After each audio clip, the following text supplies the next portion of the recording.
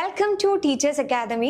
ഞാനിന്ന് വന്നിരിക്കുന്നത് വളരെ റീസെൻ്റ് ആയി എക്സാം കഴിഞ്ഞ് 2025 ജൂണിലെ കേട്ടറ്റ് കാറ്റഗറി 2 ജനറൽ സയൻസിന്റെ question paper ഡിസ്കഷനുമായിട്ടാണ്.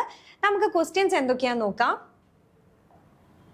The following words have a certain relation to each other. Select the pair which has the relationship. Force, Newton. താഴെ കൊടുത്തിരിക്കുന്ന വാക്കുകൾക്ക് പരസ്പരം ഒരു നിശ്ചിത ബന്ധമുണ്ട്.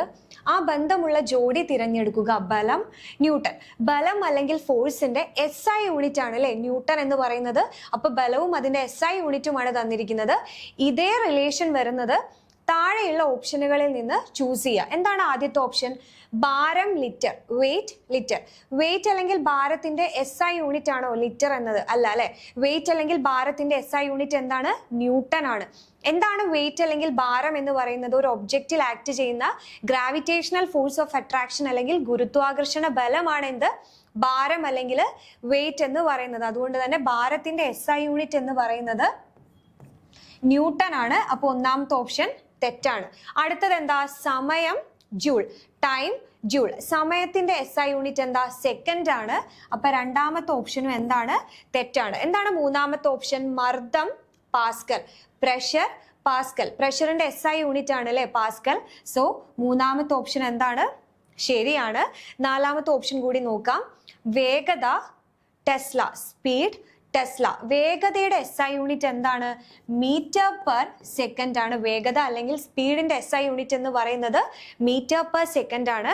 സോ നാലാമത്തെ ഓപ്ഷനും തെറ്റാണ്. അപ്പൊ ഇതിൽ നമ്മുടെ റൈറ്റ് ആൻസർ ഏതാണ്? ഓപ്ഷൻ സി, മർദ്ദം, പാസ്കൽ. Pressure, pascal. ഇനി എന്താണ് അടുത്ത question? God's particle is the pseudonym of. ദൈവകണം എന്ന ഓമന പേരിൽ അറിയപ്പെടുന്നവയാണ് ഓപ്ഷൻസ് പ്രോട്ടോണുകൾ, ലെപ്റ്റോണുകൾ, ഫോട്ടോണുകൾ, ഹിഗ്സ് ബോസോൺ. ഇതിന്റെ ആൻസർ ഹിഗ്സ് ബോസോൺ ആണ്. ഹിഗ്സ് ബോസോൺ ആണ് ദൈവകണം അല്ലെങ്കിൽ ഗോഡ്സ് പാർട്ടിക്കിൾ എന്ന പേരിൽ അറിയപ്പെടുന്നത്. എന്നാണ് ഈ ഹിഗ്സ് ബോസോണിന്റെ ഡിസ്കവറി ഒഫീഷ്യൽ ആയിട്ട് അനൗൺസ് ചെയ്തത്? 2012 July 4th 2012 July 4th CERN's ലബോറട്ടറിയിലാണ് ഹിഗ്സ് ബോസോണിന്റെ ഡിസ്കവറി ഒഫീഷ്യൽ ആയിട്ട് അനൗൺസ് ചെയ്തത്. അപ്പൊ ഈ ഒരു ക്വസ്റ്റ്യന്റെ ആൻസർ എന്താണ്? Option D, Higgs boson. ഇനി എന്താണ് അടുത്ത question? Speed of blue colour in the vacuum is. ശൂന്യതയിൽ നീല നിറത്തിന്റെ വേഗം. നീല നിറം എന്നത് ഇലക്ട്രോ മാഗ്നറ്റിക് വേവ്സിൽ, അതായത് വൈദ്യുത കാന്തിക തരംഗങ്ങളിലെ ദൃശ്യപ്രകാശത്തിൽ വരുന്നതാണ് എന്ത്? നീല നിറം എന്ന് പറയുന്നത്. നമ്മൾ ഇലക്ട്രോ മാഗ്നറ്റിക് വേവ്സ് അല്ലെങ്കിൽ വൈദ്യുത കാന്തിക തരംഗങ്ങളെ ഇലക്ട്രോ മാഗ്നറ്റിക് സ്പെക്ട്രം ആക്കിയിട്ട്, വൈദ്യുത കാന്തിക സ്പെക്ട്രം ആക്കിയിട്ട് എന്ത് ചെയ്തിട്ടുണ്ട്? അറേഞ്ച് ചെയ്തിട്ടുണ്ട്. എന്തിന്റെ അടിസ്ഥാനത്തിലാണ് ഈ ഇലക്ട്രോ മാഗ്നറ്റിക് സ്പെക്ട്രം ആയിട്ട് അറേഞ്ച് ചെയ്തിരിക്കുന്നത്? ഫ്രീക്വൻസി അല്ലെങ്കിൽ വേവ് ലെങ്ത്, ഫ്രീക്വൻസി അല്ലെങ്കിൽ തരംഗ ദൈർഘ്യത്തിന്റെ ഓർഡറിലാണ് ഇലക്ട്രോ മാഗ്നറ്റിക് വേവ്സിനെ നമ്മൾ ഇലക്ട്രോ മാഗ്നറ്റിക് സ്പെക്ട്രം ആയിട്ട് എന്ത് ചെയ്തിരിക്കുന്നത്? അറേഞ്ച് ചെയ്തിരിക്കുന്നത്. ഏതൊക്കെയാണ് ഇലക്ട്രോ മാഗ്നറ്റിക് സ്പെക്ട്രത്തിൽ വരുന്നത്? റേഡിയോ വേവ്സ് ഉണ്ട്, മൈക്രോവേവ്സ് ഉണ്ട്, ഇൻഫ്രാറെഡ് റേസ് ഉണ്ട്, വിസിബിൾ ലൈറ്റ് ഉണ്ട്, അൾട്രാ വയലറ്റ് റേസ് ഉണ്ട്, എക്സ്റേസ് ഉണ്ട്, ഗാമ റേസ് ഉണ്ട്. ഇതിൽ ഈ വിസിബിൾ ലൈറ്റിൽ വരുന്നതാണ് വിബ്ജിയോർ. ഇതിലാണ് എന്ത് വരിക? നമ്മുടെ ബ്ലൂ കളർ വരിക. വിസിബിൾ ലൈറ്റ് അതായത് ഇലക്ട്രോ മാഗ്നറ്റിക് സ്പെക്ട്രത്തിലെ, വൈദ്യുത കാന്തിക സ്പെക്ട്രത്തിലെ ദൃശ്യപ്രകാശത്തിൽ വരുന്നതാണ് എന്ത്? ഈ ബ്ലൂ കളർ എന്ന് പറയുന്നത്. ഇലക്ട്രോ മാഗ്നറ്റിക് വേവ്സ് ശൂന്യതയിലൂടെ സഞ്ചരിക്കുമ്പോൾ അതിന്റെ വേഗത എത്രയായിരിക്കും? 3 × 10⁸ മീറ്റർ പെർ സെക്കൻഡ് ആയിരിക്കും. അപ്പോൾ ഇലക്ട്രോ മാഗ്നറ്റിക് വേവ്സ് ശൂന്യതയിലൂടെ സഞ്ചരിക്കുമ്പോഴുള്ള അതിന്റെ വേഗത എന്ന് പറയുന്നത് എത്രയാണ്? 3 × 10⁸ മീറ്റർ പെർ സെക്കൻഡ് ആണ്. ഇലക്ട്രോ മാഗ്നറ്റിക് വേവ്സ് എന്ന് പറഞ്ഞാൽ ഇത്രയും വേവ്സ് ഉൾപ്പെടും. അപ്പൊ ഇതിൽ ഏത് വേവ്സ് ശൂന്യതയിലൂടെ സഞ്ചരിക്കുന്ന വേഗത ചോദിച്ചാലും അതിന്റെ ആൻസർ എത്ര തന്നെയാണ്? 3 × 10⁸ മീറ്റർ പെർ സെക്കൻഡ് തന്നെയാണ്. അപ്പൊ നമ്മുടെ ആൻസർ ഏതാണ്? Option C, 3 × 10⁸ metre per second. ഇനി എന്താണ് അടുത്ത question? In a third order lever, ഒരു മൂന്നാം വർഗ ഉത്തോലകത്തിൽ. എന്താണ് ഒരു ലിവർ അല്ലെങ്കിൽ ഉത്തോലകം എന്ന് പറയുന്നത്? നമ്മുടെ ജോലി ഭാരം കുറയ്ക്കാൻ വേണ്ടി നമുക്ക് ചില ലഘു യന്ത്രങ്ങൾ അല്ലെങ്കിൽ സിമ്പിൾ മെഷീൻസ് യൂസ് ചെയ്യാം. ഇത്തരം മെഷീനിൽ പെട്ട ഒന്നാണെന്ത്? ഇത്തരം ലഘു യന്ത്രങ്ങളിൽ പെട്ട ഒന്നാണെന്ത്? ഉത്തോലകം എന്ന് പറയുന്നത്. ദാരം എന്ന സ്ഥിര ബിന്ദുവിനെ ആധാരമാക്കി തിരിയാൻ കഴിയുന്ന ഒരു ദൃഢദണ്ഡാണ് എന്ത്? ഉത്തോലകം. ദാരം എന്ന് പറഞ്ഞാൽ ഫൽക്രം. ഫൽക്രം എന്ന് പറയുന്ന ഒരു ഫിക്സഡ് പോയിന്റ് ഉണ്ടാവും. എന്താണ് ഫൽക്രം? ഫൽക്രം എന്ന് പറയുന്ന ഒരു ഫിക്സഡ് പോയിന്റ് ഉണ്ടാവും. ആ ഫിക്സഡ് പോയിന്റിനെ വെച്ചുകൊണ്ട് പിവോട്ട് ചെയ്യാൻ പറ്റിയ ഒരു മെഷീൻ ആണ് എന്ത്? ലിവർ അല്ലെങ്കിൽ ഉത്തോലകം എന്ന് പറയുന്നത്. ഇതിന് 3 ഭാഗങ്ങളായിരിക്കും ഉണ്ടാവുക. ഒന്ന് ദാരം അല്ലെങ്കിൽ ഫൽക്രം. ദാരം അല്ലെങ്കിൽ ഫൽക്രം. രണ്ടാമത്തത് യജ്ഞം. യജ്ഞം അല്ലെങ്കിൽ എഫേർട്ട്. മൂന്നാമത്തത് രോധം. രോധം നമ്മൾ റെസിസ്റ്റൻസ് എന്നും വിളിക്കും, അല്ലെങ്കിൽ ലോഡ് എന്നും വിളിക്കും. റെസിസ്റ്റൻസ് അല്ലെങ്കിൽ ലോഡ് എന്നും വിളിക്കും. ഇനി ദാരം അല്ലെങ്കിൽ ഫൽക്രം എന്ന് പറഞ്ഞാൽ എന്തായിരുന്നു? ഒരു സ്ഥിര ബിന്ദു അല്ലെങ്കിൽ ഫിക്സഡ് ആയിട്ട് വെച്ചിരിക്കുന്ന ഒരു പോയിന്റ് ആണ് എന്ത്? ദാരം അല്ലെങ്കിൽ ഫൽക്രം എന്ന് പറയുന്നത്. ഇനി യജ്ഞം എന്ന് പറഞ്ഞാൽ എന്താ? ആ ഉത്തോലകത്തില് നമ്മൾ കൊടുക്കുന്ന ബലം, ആ ഉത്തോലകം പ്രവർത്തിക്കാൻ വേണ്ടിയിട്ട് നമ്മൾ കൊടുക്കുന്ന ബലമാണ് എന്ത്? യജ്ഞം അല്ലെങ്കിൽ എഫേർട്ട് എന്ന് പറയുന്നത്. ഇനി രോധം, റെസിസ്റ്റൻസ് അല്ലെങ്കിൽ ലോഡ് എന്ന് പറഞ്ഞിട്ടുണ്ടെങ്കിൽ നമ്മൾ ഏതെങ്കിലും ഒരു വസ്തുവിനെ നീക്കാനോ അല്ലെങ്കിൽ ഏതെങ്കിലും ഒരു വസ്തുവിനെ ഉയർത്താനോ ഒക്കെ ആയിരിക്കും ഈ ലിവർ അല്ലെങ്കിൽ ഉത്തോലകം യൂസ് ചെയ്യുക. ആ വസ്തുവിന്റെ ഭാരം അല്ലെങ്കിൽ ആ വസ്തുവിനെയാണ് നമ്മൾ രോധം, റെസിസ്റ്റൻസ് അല്ലെങ്കിൽ ലോഡ് എന്ന് പറയുന്നത്. കുറച്ചും കൂടെ എളുപ്പത്തിൽ മനസ്സിലാവാൻ ഈ ഒരു പിക്ചർ കണ്ടാൽ മതി. ഇതാണ് ലോഡ്, ഇതാണ് എഫേർട്ട്. ഇവിടെ ഈ ഒരു ഒബ്ജക്റ്റിനെ ഉയർത്തണമെങ്കിൽ നമ്മൾ ആ ഉയർത്തുന്ന ഒബ്ജക്റ്റ് എവിടെയാണ് വെക്കുക? ഇവിടെ ലോഡ് അല്ലെങ്കിൽ രോധത്തിലാണ്. നമ്മൾ എവിടെയാണ് ഫോഴ്സ് അല്ലെങ്കിൽ ബലം അപ്ലൈ ചെയ്യുക? എഫേർട്ട് അല്ലെങ്കിൽ യജ്ഞത്തിലാണ്. ഇനി ഫൽക്രം അല്ലെങ്കിൽ ഫൽക്രം എന്ന് പറഞ്ഞാൽ എന്താ? ദാരം എന്ന് പറഞ്ഞാൽ എന്താ? ഒരു ഫിക്സഡ് പോയിന്റ് ആണ്. ഇനി ഇതിനെ ബേസ് ചെയ്തിട്ടാണ് ഉത്തോലകങ്ങളെ 3 ആയിട്ട് ക്ലാസിഫൈ ചെയ്തിരിക്കുന്നത്. അതിൽ ഒന്നാണ് 1ാം വർഗ ഉത്തോലകങ്ങൾ അല്ലെങ്കിൽ ഫസ്റ്റ് ഓർഡർ ലിവർ. എന്താണ് ഫസ്റ്റ് ഓർഡർ ലിവർ എന്ന് പറഞ്ഞാൽ? രോധത്തിനും യജ്ഞത്തിനും ഇടയിലായിരിക്കും ആര് വരുന്നത്? ദാരം വരുന്നത്. അപ്പൊ ഇവിടെ ദാരം അല്ലെങ്കിൽ ഫൽക്രം ആയിരിക്കും എവിടെ വരുന്നത്? സെന്ററിൽ വരുന്നത്. ദാരം അല്ലെങ്കിൽ ഫൽക്രം ആ ഫിക്സഡ് പോയിന്റ് ആയിരിക്കും എവിടെ വരുന്നത്? സെന്ററിൽ വരുന്നത്. ഇതാണ് 1ാം വർഗ ഉത്തോലകങ്ങൾ എന്ന് പറയുന്നത്. നിങ്ങൾ ഈ പിക്ചർ നോക്കിയാൽ കുറച്ചും കൂടെ ക്ലിയർ ആവും. ഇവിടെ നോക്കൂ, ഫൽക്രം അല്ലെങ്കിൽ ദാരം എന്ന് പറയുന്നത് ഈ എഫേർട്ടിന്റെയും ലോഡിന്റെയും നടുവിലാണ് വന്നിരിക്കുന്നത്. യജ്ഞത്തിന്റെയും രോധത്തിന്റെയും നടുവിലാണ് ആര് വന്നിരിക്കുന്നത്? ദാരം അല്ലെങ്കിൽ ഫൽക്രം വന്നിരിക്കുന്നത്. ഇനി എന്താണ് 2ാം വർഗ ഉത്തോലകങ്ങൾ എന്ന് പറയുന്നത്? രോധം യജ്ഞത്തിനും ദാരത്തിനും ഇടയിൽ വരുന്നവ. ഇവിടെ രോധം, റെസിസ്റ്റൻസ് അല്ലെങ്കിൽ ലോഡാണ് എവിടെ വരുന്നത്? സെന്ററിൽ വരുന്നത്. ഈ ഒരു പിക്ചർ നോക്കിയാൽ മനസ്സിലാവും. ലോഡ് അല്ലെങ്കിൽ രോധമാണ് ഫൽക്രത്തിന്റെയും എഫേർട്ടിന്റെയും നടുവിൽ വരുന്നത്. 1ാം വർഗ ഉത്തോലകത്തിന് ഒരു എക്സാമ്പിൾ ആണ് സിസർ, കത്രിക എന്ന് പറയുന്നത്. 2ാം വർഗ ഉത്തോലകത്തിന് എക്സാമ്പിൾ ആണ് വീൽ ബാരോ എന്ന് പറയുന്നത്. ഇനി അടുത്തത് 3rd ക്ലാസ് ലിവർ അല്ലെങ്കിൽ 3rd ഓർഡർ ലിവർ, 3ാം വർഗ ഉത്തോലകങ്ങൾ. എന്താണ് 3ാം വർഗ ഉത്തോലകങ്ങൾ എന്ന് പറഞ്ഞാൽ? രോധത്തിനും ദാരത്തിനും ഇടയിലാണ് ആര് വരുന്നത്? യജ്ഞം. ഇവിടെ യജ്ഞം അല്ലെങ്കിൽ നമ്മുടെ എഫേർട്ട് ആണ് സെന്ററിൽ വരുന്നത്. ഈ പിക്ചർ നോക്കിയാൽ മനസ്സിലാവും.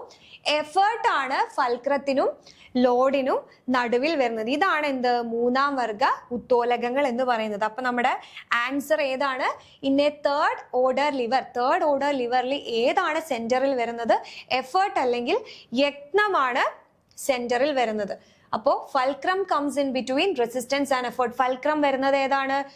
ഫസ്റ്റ് ഓർഡർ ലിവർ ആണ്. ഇനി resistance comes in between effort and fulcrum. Resistance അല്ലെങ്കിൽ രോധം നടുക്ക് വരുന്നത് ഏതാണ്? 2ാം വർഗ ഉത്തോലകങ്ങളാണ്. Effort comes in between resistance and fulcrum. യജ്ഞം രോധത്തിനും ദാരത്തിനും ഇടയിൽ വരുന്നു. അപ്പൊ ആൻസർ ഏതാണ്? ഓപ്ഷൻ സി ആണ് ആൻസർ. ഇനി എന്താണ് അടുത്ത question? Which among the following quantities is scalar? താഴെ കൊടുക്കുന്നവയിൽ അദിശ അളവ് ഏതാണ്? എന്താണ് ഒരു അദിശ അളവ് എന്ന് പറഞ്ഞിട്ടുണ്ടെങ്കിൽ?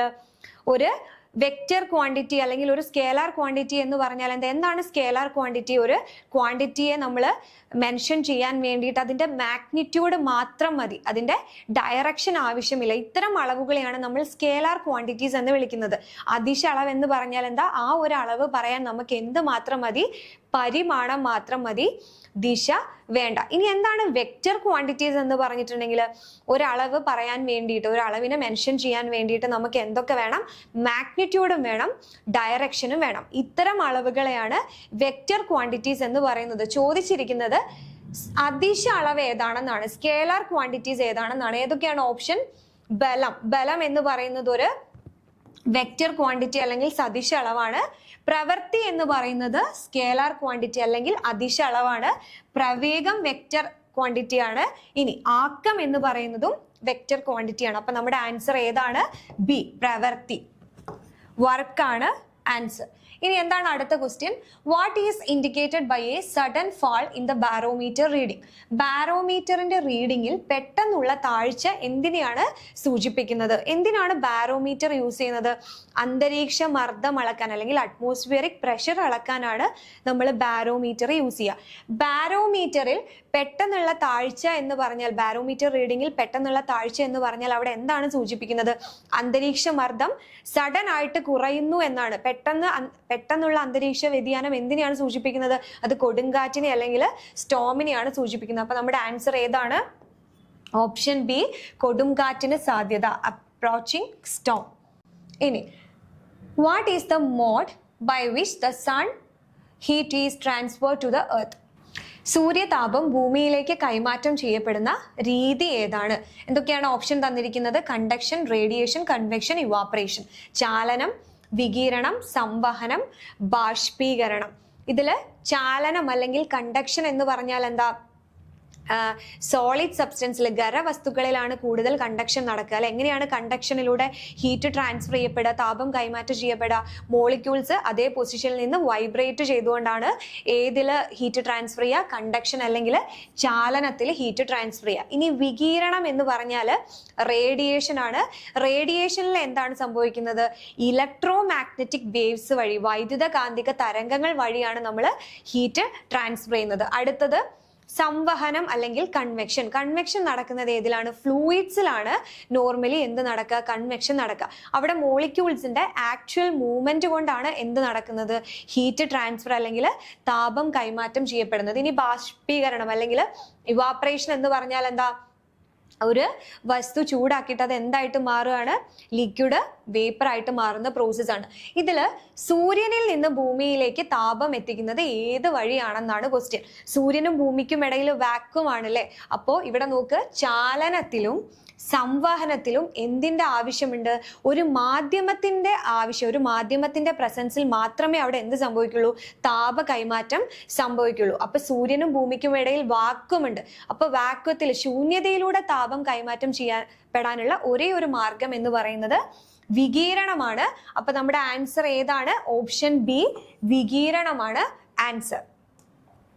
ഇനി an artificial satellite may be seen just above a definite point at the geostationary orbit because this satellite, ഒരു കൃത്രിമ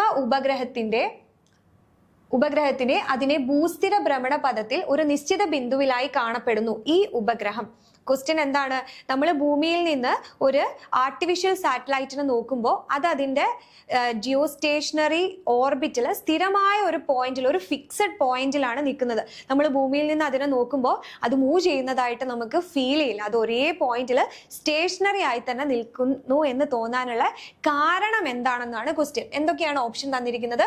Remain stationary in space, revolves around the earth in 1 year, complete one revolution around the earth in 12 hours, complete one revolution around the earth in 24 hours. അപ്പൊ ഇതിന്റെ reason എന്ന് പറയുന്നത് അത് എർത്തിനെ ചുറ്റാനെടുക്കുന്ന സമയം 24 മണിക്കൂർ ആയതുകൊണ്ടാണ്.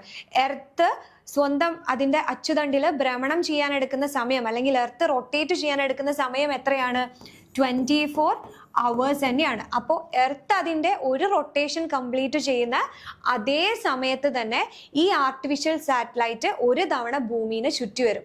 അതുകൊണ്ടാണ് ആ ഒരു സാറ്റലൈറ്റിനെ നോക്കുന്ന സമയത്ത് അത് ഒരേ പോയിന്റിൽ നിൽക്കുന്നതായിട്ട് നമുക്ക് ഫീൽ ചെയ്യുന്നത്. അപ്പൊ നമ്മുടെ ആൻസർ എന്താണ്? ഓപ്ഷൻ ഡി ആണ് ആൻസർ. ഭൂമിയെ ചുറ്റാനുള്ള സമയം 24 മണിക്കൂർ കൊണ്ട് പൂർത്തിയാക്കുന്നു. ഇനി എന്താണ് അടുത്ത question? Which component of liquid air is obtained first during the fractional distillation? ദ്രവീകൃത വായുവിന്റെ അംശിക ശ്വേതനത്തിന്റെ ഫലമായി ആദ്യം ലഭിക്കുന്ന ഘടകം എന്താണ്? എന്തിനാണ് എയറിനെ നമ്മൾ ലിക്വിഫൈ ചെയ്യുന്നത്? അതിന്റെ കമ്പോണൻസിനെ സെപ്പറേറ്റ് ചെയ്യാൻ വേണ്ടിയിട്ടാണ് നമ്മൾ എന്ത് ചെയ്യുന്നത്? ഫ്രാക്ഷണൽ ഡിസ്റ്റിലേഷൻ അല്ലെങ്കിൽ അംശിക ശ്വേതനം ചെയ്യുന്നത്. അപ്പോൾ ഒരു ലിക്വിഫൈഡ് എയറിനെ ഫ്രാക്ഷണൽ ഡിസ്റ്റിലേറ്റ് ചെയ്താൽ ആദ്യം ഒബ്റ്റെയിൻ ചെയ്യുന്ന ലിക്വിഡ് ഏതാണെന്നാണ് ക്വസ്റ്റ്യൻ. ആദ്യം ഒബ്റ്റെയിൻ ചെയ്യുന്ന ലിക്വിഡ് ലോ ബോയിലിംഗ് പോയിന്റ് ഉള്ള എയർ ആയിരിക്കും. ലോ ബോയിലിംഗ് പോയിന്റ് ഉള്ള മെറ്റീരിയൽ ആയിരിക്കും ആദ്യം നമുക്ക് എന്ത് ചെയ്യുക? ഫ്രാക്ഷനേറ്റിംഗ് കോളത്തിൽ നിന്ന്, ഫ്രാക്ഷണൽ ഡിസ്റ്റിലേഷൻ കഴിഞ്ഞാൽ ഫ്രാക്ഷനേറ്റിംഗ് കോളത്തിൽ നിന്ന് അവൈലബിൾ ആയിട്ടുണ്ടാവുക. അപ്പം ഇതിൽ ഏറ്റവും ലോവസ്റ്റ് ബോയിലിംഗ് പോയിന്റ് ഉള്ള, ഏറ്റവും താഴ്ന്ന തിളനിലയുള്ളതിനെയാണ് നമുക്ക് ആദ്യം കിട്ടുന്നത്. ഏതിനാണ് ഏറ്റവും താഴ്ന്ന തിളനിലയുള്ളത്? നൈട്രജന്റെ തിളനില എത്രയാണ്? -196 ഡിഗ്രിയാണ്. അപ്പൊ നൈട്രജൻ ആണ് ഏറ്റവും കുറഞ്ഞ തിളനില അല്ലെങ്കിൽ ബോയിലിംഗ് പോയിന്റ് ഉള്ളത്. അപ്പൊ ആദ്യം കിട്ടുന്നത് ആരെയായിരിക്കും? നൈട്രജനെ ആയിരിക്കും. ഇനി ഓക്സിജൻ ആണ് ഏറ്റവും കൂടുതൽ തിളനിലയുള്ളത്. അപ്പോൾ ഓക്സിജനെ ആയിരിക്കും അവസാനം കിട്ടുക. ഇനി ഈ ലിക്വിഫൈഡ് എയറിന്റെ ഫ്രാക്ഷണൽ ഡിസ്റ്റിലേഷൻ നോർമലി നമുക്ക് ആരെ കിട്ടില്ല? കാർബൺ ഡയോക്സൈഡിനെ കിട്ടില്ല. അതിന്റെ കാരണം -48 ഡിഗ്രി സെൽഷ്യസിന് താഴേക്ക് അത് സോളിഡ് ആയിട്ട് മാറും. അതിന് മേലേക്ക് അത് സബ്ലൈം ചെയ്യാണ് ചെയ്യുക. അത് നേരിട്ട് എന്തായിട്ട് മാറും? വേപ്പർ ആയിട്ട് മാറുകയാണ് ചെയ്യുക. സോ ആദ്യം കിട്ടുന്നത് ഏറ്റവും തിളനില കുറവുള്ള നൈട്രജനെ ആയിരിക്കും നമുക്ക് ആദ്യം കിട്ടുക. അവസാനം കിട്ടുന്നത് ഏതാ? തിളനില കൂടിയ ഓക്സിജനെ ആയിരിക്കും. ഇനി എന്താണ് അടുത്ത question? Chemical formula of calamine is. കലാമിന്റെ രാസസൂത്രവാക്യം, കെമിക്കൽ ഫോർമുല എന്താണ്? കലാമിൻ എന്ന് പറഞ്ഞാൽ സിങ്ക് അടങ്ങിയിരിക്കുന്ന ഒരു മിനറൽ ആണ് എന്ത്? കലാമിൻ എന്ന് പറയുന്നത്. So answer is zinc carbonate. അതുപോലെ തന്നെ സിങ്കിന്റെ ഏറ്റവും പ്രധാനപ്പെട്ട ഒരു അയിര്, ഒരു ഓറാണ് എന്ത്? കലാമിൻ എന്ന് പറയുന്നത്. അപ്പൊ നമ്മുടെ ആൻസർ എന്താണ്? ഓപ്ഷൻ ബി, സിങ്ക് കാർബണേറ്റ് ആണ് ആൻസർ. ഇനി റെസ്റ്റ് ഈസ് കെമിക്കലി. തുരുമ്പ് രാസപരമായി ഡാഷ് ആണ്. തുരുമ്പ് എന്ന് പറഞ്ഞാൽ എന്താ? ഇരുമ്പ് അല്ലെങ്കിൽ അയൺ അറ്റ്മോസ്ഫിയറിലുള്ള മോയിസ്ചർ കണ്ടന്റും ഓക്സിജനുമായിട്ട് റിയാക്ട് ചെയ്തുണ്ടാവുന്ന പ്രൊഡക്റ്റ് ആണ് ഈ തുരുമ്പ് അല്ലെങ്കിൽ റസ്റ്റ് എന്ന് പറയുന്നത്. അതിന്റെ കെമിക്കലി, അതിന്റെ രാസനാമം, അതിന്റെ കെമിക്കൽ കോമ്പൗണ്ടിന്റെ പേരെന്താണെന്നാണ് ക്വസ്റ്റ്യൻ. എന്തൊക്കെയാണ് option? Ferrous oxide, ferric oxide, hydrated ferrous oxide, hydrated ferric oxide. അപ്പൊ ഇതിന്റെ ആൻസർ ഹൈഡ്രേറ്റഡ് ഫെറിക് ഓക്സൈഡ് ആണ്. ഇതിന്റെ ഫോർമുല എന്ന് പറയുന്നത് Fe2O3 NH2O. ഇവിടെ വാട്ടറിന്റെ പ്രസൻസ് കൂടെ ഉള്ളത് കൊണ്ടാണ് ഇതിനെ ഹൈഡ്രേറ്റഡ് ഫെറിക് ഓക്സൈഡ് എന്ന് വിളിക്കുന്നത്. എങ്ങനെയാണ് റസ്റ്റ് ഉണ്ടാവുന്നത്? ഇരുമ്പ് എന്തുമായിട്ട് കമ്പൈൻ ചെയ്യുമ്പോൾ അറ്റ്മോസ്ഫിയറിലുള്ള മോയിസ്ചർ കണ്ടന്റ്, അതായത് വാട്ടർ കണ്ടന്റും ഓക്സിജനുമായിട്ട് റിയാക്ട് ചെയ്തിട്ട് എന്തുണ്ടാവും? Fe2O3 NH2O എന്ന് പറയുന്ന കോമ്പൗണ്ട് ഉണ്ടാവും. ഇതിനെയാണ് ഹൈഡ്രേറ്റഡ്, വാട്ടറിന്റെ പ്രസൻസ് ഉള്ളത് കൊണ്ട് തന്നെ ഹൈഡ്രേറ്റഡ് ഫെറിക് ഓക്സൈഡ് എന്നാണ് വിളിക്കുന്നത്. അപ്പോൾ ഓപ്ഷൻ ഡി ആണ് നമ്മുടെ ആൻസർ. ഇനി എന്താണ് അടുത്ത ക്വസ്റ്റ്യൻ?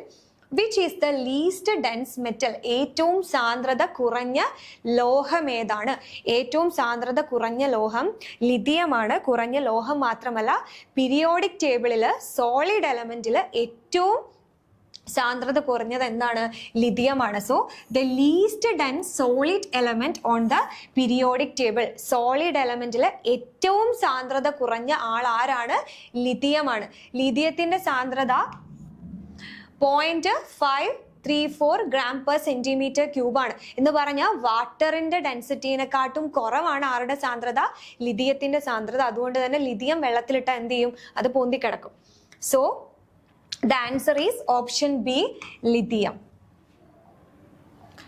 ഇനി why can we see only one part of the moon from earth? എന്തുകൊണ്ടാണ് ഭൂമിയിൽ നിന്ന് ചന്ദ്രന്റെ ഒരു വാസം മാത്രം നമുക്ക് കാണാൻ കഴിയുന്നത്? നമുക്കറിയാം, ഭൂമിയിൽ നിന്ന് ചന്ദ്രനെ നോക്കുമ്പോൾ ചന്ദ്രന്റെ ഒരു ഭാഗം മാത്രമേ നമുക്ക് കാണാൻ സാധിക്കുള്ളൂ. അപ്പുറത്തെ ഭാഗം നമ്മൾ ഇതുവരെ കണ്ടിട്ടില്ല. അതിന്റെ കാരണം എന്താണെന്നാണ് ക്വസ്റ്റ്യൻ. എന്തൊക്കെയാണ് ഓപ്ഷൻ തന്നിരിക്കുന്നത്? Period of rotation and revolution are equal.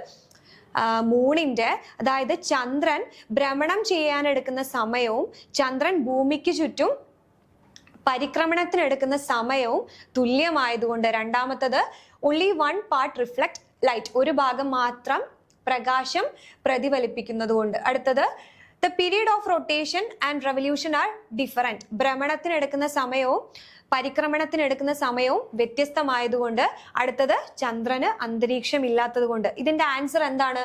The moon rotation period is approximately 27.3 days, which is the exact same amount of time it takes to complete one revolution around the earth.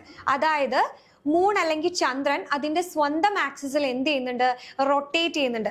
അത് ഒരു rotation complete ചെയ്യാൻ എടുക്കുന്ന അതേ സമയം തന്നെയാണ് ഭൂമിക്ക് ചുറ്റും ഒരു തവണ കറങ്ങാൻ എടുക്കുന്ന സമയം. ക്ലിയർ ആണോ? അപ്പോൾ ഒരു റൊട്ടേഷൻ അത് അതിന്റെ സ്വന്തം ആക്സിസിൽ ഒരു തവണ റൊട്ടേറ്റ് ചെയ്യാൻ എടുക്കുന്ന സമയം എത്രയാണ്? 27.3 days. അത്ര സമയം തന്നെയാണ് അത് ഭൂമിക്ക് ചുറ്റും ഒരു തവണ കറങ്ങാനും എടുക്കുന്നത്. അതുകൊണ്ടാണ് ഭൂമിയിൽ നിന്ന് നോക്കുമ്പോൾ നമുക്ക് ചന്ദ്രന്റെ ഒരു സൈഡ് മാത്രം എപ്പോഴും കാണാൻ സാധിക്കുന്നത്. ഈ ഒരു ഫിനോമിനന് പറയുന്ന പേരാണ് എന്ത്? ടൈഡൽ ലോക്കിംഗ് അല്ലെങ്കിൽ സിങ്ക്രണസ് റൊട്ടേഷൻ. ഈ ടൈഡൽ ലോക്കിംഗ് എന്ന് പറയുന്ന പേര് നിങ്ങൾ എന്ത് ചെയ്യണം? ഓർത്തു വെക്കണം. അപ്പൊ നമ്മുടെ ആൻസർ ഏതാണ്? Option A. The period of rotation and revolution are equal. ഭ്രമണത്തിന്റെയും പരിക്രമണത്തിന്റെയും സമയം തുല്യമായതിനാൽ. ഇനി എന്താണ് അടുത്ത question? At what temperature are the readings on Celsius and Fahrenheit scale are equal? ഏത് താപനിലയിലാണ് സെൽഷ്യസിലെ താപനിലയും ഫാരൻഹീറ്റ് സ്കെയിലിലെ താപനിലയും തുല്യമാകുന്നത് എന്നാണ് ക്വസ്റ്റ്യൻ. ഏതൊക്കെയാണ് തന്നിരിക്കുന്നത്? 0 ഡിഗ്രി സെൽഷ്യസ് ഉണ്ട്, -273 ഡിഗ്രി സെൽഷ്യസ് ഉണ്ട്, -40 ഡിഗ്രി സെൽഷ്യസ് ഉണ്ട്, +273 ഡിഗ്രി സെൽഷ്യസ് ഉണ്ട്. എന്താണ് ഫാരൻഹീറ്റിലെ ടെമ്പറേച്ചറും സെൽഷ്യസിലെ ടെമ്പറേച്ചറും തമ്മിലുള്ള റിലേഷൻ എന്ന് പറയുന്നത്? ഇതാണ്. ഫാരൻഹീറ്റിലെ temperature F is equal to 9/5 degree സെൽഷ്യസിലെ ടെമ്പറേച്ചർ പ്ലസ് 32. ഈ F എന്ന് പറയുന്നത് എന്താ? ഫാരൻഹീറ്റിലെ ടെമ്പറേച്ചർ ആണ്.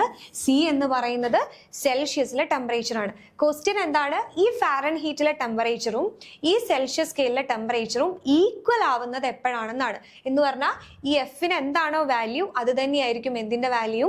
സിന്റെ വാല്യൂ. അപ്പൊ എഫിന് നമുക്ക് എക്സ് എന്ന് ഇടാം, അതുപോലെ സിക്കും നമുക്ക് എന്തിടാം? എക്സ് ഇടാം. ഈ രണ്ട് വാല്യൂം ഈക്വൽ എന്ന് പറഞ്ഞാൽ രണ്ടിനും നമുക്ക് ഒരേ ന്യൂമറിക്കൽസ് കൊടുക്കാം. അപ്പൊ ഈ ഒരു ഇക്വേഷൻ സോൾവ് ചെയ്താൽ നിങ്ങൾക്ക് എന്ത് കിട്ടും? ആ ഒരു ടെമ്പറേച്ചർ കിട്ടും. ഇതിന്റെ ആൻസർ -40 ഡിഗ്രി സെൽഷ്യസ് ആണ്. അപ്പൊ നമ്മുടെ ആൻസർ എന്താ? ഓപ്ഷൻ സി, -40 ഡിഗ്രി സെൽഷ്യസ് ആണ്. ഇനി അടുത്ത ക്വസ്റ്റ്യൻ.